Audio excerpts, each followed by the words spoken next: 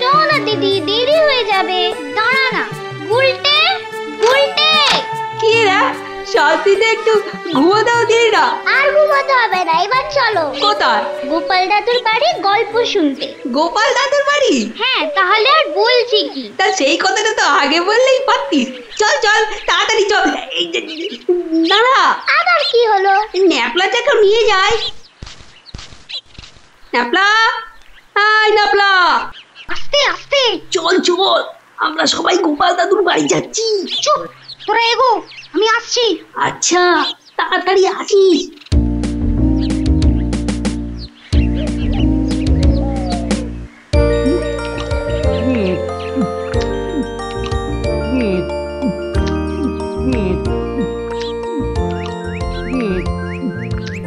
কি গো গোপাল দাদু, খাওয়া হলো?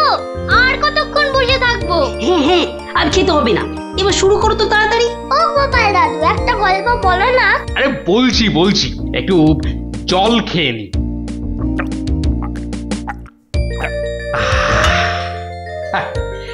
শোন তবে, মন দিয়ে শোন। আমি তো মহারাজ কৃষ্ণচন্দ্রের রাজসভায় রোজই যাই, হাসি তামাশা করি, তা বেশ আনন্দেই দিন কাটছিল।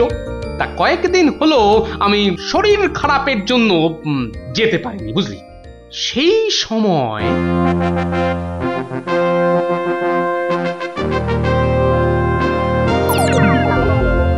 জাহাপানা, আপনি কি কিছু ভাবছেন? ভাবছি উজির, ভাবছি। কি ভাবছেন জাহাপানা? আচ্ছা উজির, হিন্দুদের কি একটা মহাকাব্য আছে না, কি যেন নাম? হিন্দুদের মহাকাব্য?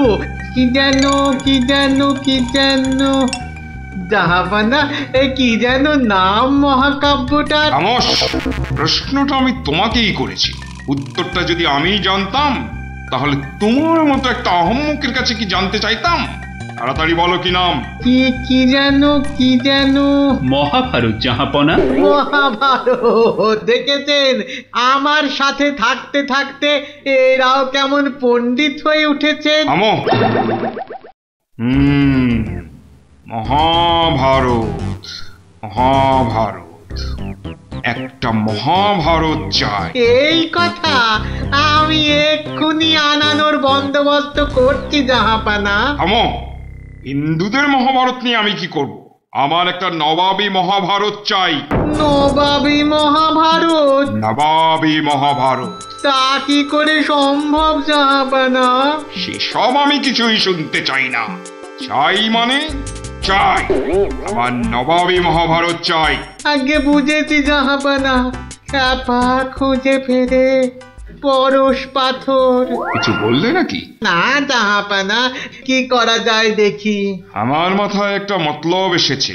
শুনেছি মহারাজ কৃষ্ণচন্দ্রের সভায় নাকি অনেক পণ্ডিত আছেন। হ্যাঁ জাহাপানা, ঠিকই শুনেছেন। ওনাকে এক্ষুনি চিঠি লিখে আমার ইচ্ছেটা জানিয়ে দিন। জো হুকুম জাহাপানা, কিন্তু মানে কি লিখবো যদি একটু বলে দেন। যত সব অপদার্থ জুটেছে আমার সভায়, কি লিখবে সেটাও নাকি আমাকেই বলে দিতে হবে। লিখবে, যত শীঘ্র সম্ভব আমাকে একটা নবাবী মহাভারত লিখে পাঠানো হোক, তার জন্য যা খরচ তা আমি সব দেবো, কিন্তু আমার নবাবী মহাভারত চাই। না পেলে কিন্তু সবার গর্দন যাবে। জো হুকুম জাহাপানা, আমি আজই চিঠি দিয়ে লোক পাঠাচ্ছি।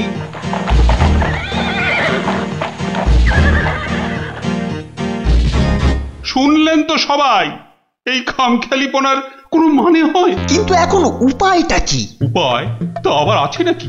থাকলে তো মুন্ডুটা বাঁচতো। এখনই এত হতাশ হবেন না মহারাজ, কিছু একটা উপায় বার করতেই হবে। একটু ভাবতে হবে, ভাবতে হবে। আরে ভাবুন ভাবুন, আপনারাও সবাই মিলে ভাবুন। যদিও ভেবে লাভ নেই, তবু ভাবুন ভাবুন।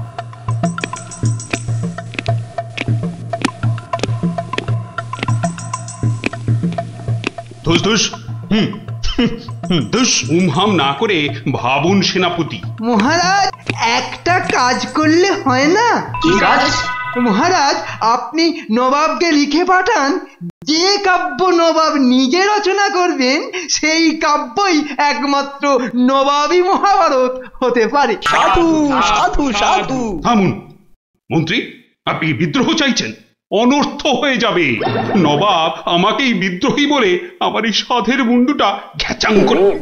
না না না না না, এ অসম্ভব, অসম্ভব। দূর দূর, একদম বাজে মতলব। আরে এটা একটা উপায় হলো। প্রণাম মহারাজ। শেষ প্রণাম করে নাও, এরপর আমার ছবিতে মালা ঝুলিয়েই রোজ প্রণাম করতে হবে। তাহলে আজই আমি বেশ ভালো দেখে কয়েকটা রজনীগন্ধা ফুলের মালা তৈরি করতে বলি। থামো, এখন রসিকতার সময় নয় গোপাল। আমার মুন্ডু বাঁচানোর প্রশ্ন গোপাল। শুধু আপনার নয় মহারাজ, আমাদের মুন্ডুও তো ফেসে রয়েছে। যাক, একমাত্র আমার মুন্ডুটাই তাহলে বেঁচে থাকবে, নিশ্চিন্ত হওয়া গেল। গোপাল, বললাম না এটা রসিকতার সময় নয়। আগে মহারাজ, ওই সমস্যাটা যদি একবার খোলসা করে বলেন তাহলে আমি একটা উপায় বলে দিতে পারি। মন্ত্রী, গোপালকে সব খুলে বল। আপনি, আমি, আমরা সবাই ভেবে যে সমস্যার সমাধান বার করতে পারছি না, সেই সমস্যার সমাধান করবে গোপাল। দেখো কাণ্ড, যাদের দ্বারা যে কাজ হওয়ার নয় সে কাজ তারা করবে কি করে মন্ত্রী মশাই? শোনো গোপাল, তুমি কাতুকুতু দিয়ে লোক হাসাতে পারো বটে, কিন্তু একটা গোটা মহাভারত রচনা করা তোমার কাম্য নয়। তাও এ যেমন তেমন মহাভারত নয়, নবাবী মহাভারত। নবাবী মহাভারত? এই ব্যাপার? হাসছো তুমি? তুমি হাসছো? আমাদের গর্দান যেতে বসেছে আর তুমি দাঁত বার করে হাসছো? সত্যি তুমি গন্ডমূর্খ। ঠিক বলেছেন মহারাজ, এই কম্ম আমার মতো মূর্খের নয় মহারাজ। মন্ত্রী মশাইয়ের মতো পণ্ডিত লোক থাকতে আমার কাজে হাত দেওয়া ওই বামন হয়ে চাঁদে হাত দেওয়ার মতো। আপনি আপনি এই নবাবী মহাভারত লেখার দায়িত্ব ওই মন্ত্রী মশাইয়ের কাঁধেই চাপিয়ে দিন মহারাজ। থামুন থামুন গোপাল, নবাবের খামখেয়ালিপনার উপদ্রব থেকে তুমি আমাকে আগেও উদ্ধার করেছো মানছি, কিন্তু এবারকার ব্যাপারখানা তোমারও সাধ্যের অতীত। আপনি ভুল করছেন মহারাজ। এই নবাবী মহাভারত যদি কেউ লিখতে পারে সে হলাম আমি মহারাজ। পরীক্ষা প্রার্থনীয়। ভেবে দেখো বাপু, শেষকালে ডোবাবে না তো, তাহলে কিন্তু তোমারও বিপদ, আমাদেরও বিপদ। আগেও যখন ডোবাইনি এবারও ডোবাবো না মহারাজ। বেশ, কি করতে হবে বলো? তোমার এই নবাবী মহাভারত লিখতে কত খরচ হবে সব তো নবাবকে জানাতে হবে। আগে আমার বিশেষ কিছুই চাই না, আপনি নবাবের কাছ থেকে 4 মাস সময় চেয়ে নিন, আর খরচা বাবদ 5000 স্বর্ণ মুদ্রা। ব্যাস ব্যাস, এইটুকুতেই হবে। বেশ, মন্ত্রীমশাই শুনলেন তো, নবাবকে শীঘ্রই পত্র পাঠান। যথাজ্ঞা মহারাজ। তার নবাবী মহাভারত লিখবে কোথায়? ভাবছি বাড়িতে বসেই লিখব। সে কি, 4 মাস তুই রাজসভায় আসবে না? কি করব মহারাজ, হাতে সময় বড়ই কম। না না না, তা হবে না। রোজ না হয় সপ্তাহে অন্তত 3 দিন তোমাকে কিছুক্ষণের জন্য হলেও রাজসভায় আসতেই হবে, তা না হলে তো আমি শান্তি পাবো না। বেশ, আপনার ইচ্ছা যখন তাই হবে। এখন তাহলে আমি আসি মহারাজ। এসো।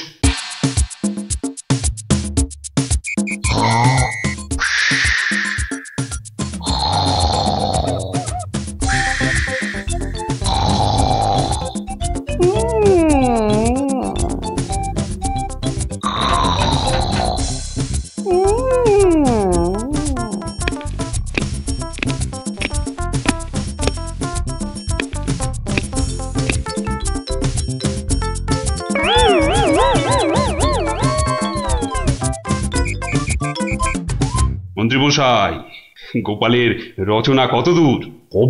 খবর নিন। নবাব তো ভীষণ তাড়া দিচ্ছেন, আর 4 মাস তো আজই শেষ হচ্ছে নাকি? আগে গোপাল বলেছে আজই রাজসভায় এসে সব জানাবে। আমি হাজির মহারাজ। বাহ, তোমার চেহারায় তো বেশ বৃদ্ধি হয়েছে তো। তাজা বলেছেন মহারাজ, বসে কাজ তো তাই। তা তোমার কাজ কত দূর? 4 মাস তো হয়ে গেল। আগে আরো 1-2 মাস লাগবে মহারাজ, সঙ্গে আরো 1000-2 স্বর্ণ মুদ্রা। বেশ, আমি নবাবকে জানিয়ে দিচ্ছি, কিন্তু 2 মাসেই শেষ হবে তো তোমার লেখা? হবে মহারাজ, হবে। শেষ হলে দেখবেন সবার পিলে একেবারে চমকে যাবে। তা ভালো। আমি তাহলে আসি মহারাজ, কালই আমার বাড়িতে স্বর্ণ মুদ্রাগুলো পাঠিয়ে দেবেন। প্রণাম মহারাজ। বেশ বেশ।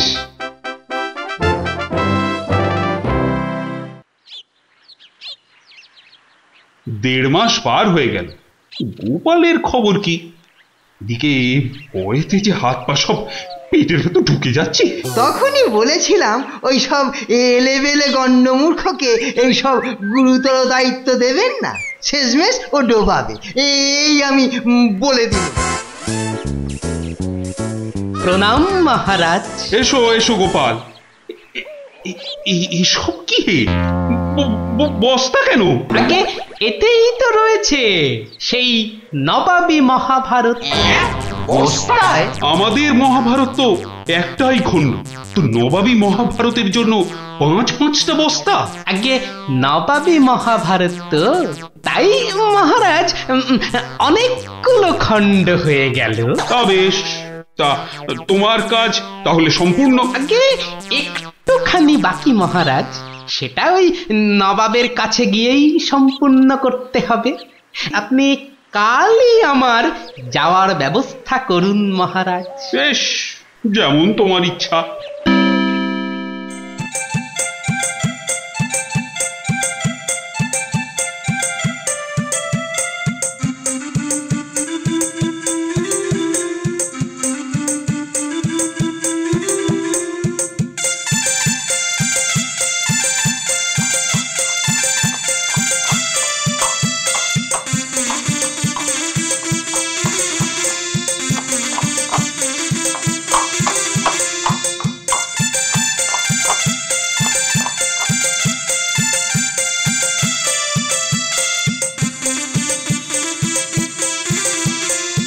জাহাপানা, মহারাজ কৃষ্ণচন্দ্রের কাছ থেকে গোপাল এসেছে। আদাব জাহাপনা। গোপাল, আসন গ্রহণ করুন। নবাবী মহাভারত এনেছেন? এনেছি, বাইরে গরুর গাড়িতে আছে হুজুর। হ্যাঁ, নবাবী মহাভারত গরুর গাড়িতে? কেন, ঘোড়ার গাড়ি করে আনলেই তো পারতেন। আগে ঘোড়া বড়ই দ্রুতগামী প্রাণী হুজুর, ঘোড়া জোরে ছুটলে অত মূল্যবান বই ছিঁড়ে যেতে পারে, তাই আমি। ঠিক ঠিক। তা মহাভারত রচনা শেষ হয়েছে তো? আগে প্রায় শেষ হুজুর, কিন্তু হুজুর একটা জায়গায় না আটকে গেছি। ওটুকু হলেই একেবারে সম্পূর্ণ হয়ে যায় হুজুর। আটকে গেলেন কেন? আগে হুজুর, একটি প্রশ্নের উত্তর জানি না বলেই অঘটনটা ঘটেছে হুজুর। এর উত্তর একমাত্র আপনার কাছেই আছে। প্রশ্ন? কি এমন প্রশ্ন, বলো শুনি। আগে আমাদের মহাভারতে ছিল দ্রৌপদীর 5 স্বামী, মানে ওই 5 জন খসম ছিল। তাতে কি হলো? বলছি হুজুর, বলছি 5 স্বামী মানে 5 খসম। তা আপনার বেগমের বাকি 4টি খসমের নামটা জানলেই আমার লেখা শেষ হয়ে যাবে হুজুর। তওবা তওবা তওবা, দূর হও দূর হও দূর হও। বলুন হুজুর, বলুন আপনার বেগমের বাকি স্বামীদের নাম কি? আমাকে তো লিখতে হবে হুজুর। বলুন। ছিঁড়ে ফেলো, তোমার ওই মহাভারত চাই না। দেখো কাণ্ড। চাই না আমি। সে কি, এত কঠিন পরিশ্রমের সাধনার ফসল নষ্ট করে ফেলবো হুজুর। বললাম তো চাই না ওই ছাই ভস্য নবাবী মহাভারত। ফেলে দাও, ফেলে দাও। আমার এই মন্দ কপাল, ভেবেছিলুম নবাবী মহাভারত রচনা করে ৫,০০০ স্বর্ণ মুদ্রা পুরস্কার পাবো, আর আপনি বলছেন ছিঁড়ে ফেলতে। না না, পুরস্কার তুমি পাবে, কিন্তু তোমাকে আর ওই ছাই ভস্য লিখতে হবে না। আর যা লিখেছো তা নিয়ে যেন আর ৫ কান করো না। উজির, গোপালকে ৫,০০০ স্বর্ণ মুদ্রা দিয়ে বিদেয় করো। তওবা তওবা। নবাবের দয়ার শরীর।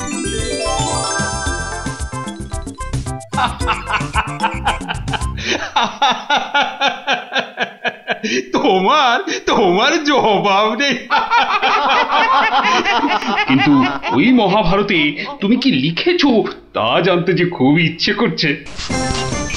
এ কি, এই যে সব বাজে কাগজ। বুদ্ধি থাকলে বাজে কাগজই নবাবী মহাভারত হয়ে যায় মহারাজ। মন্ত্রী মশাই, এই গোপালকে ২,০০০ স্বর্ণ মুদ্রা পুরস্কার দেওয়া হোক এক্ষুনি। বলেছিলাম লিখতে মন্ত্রী মশাই, আপনি তো লিখলেন না।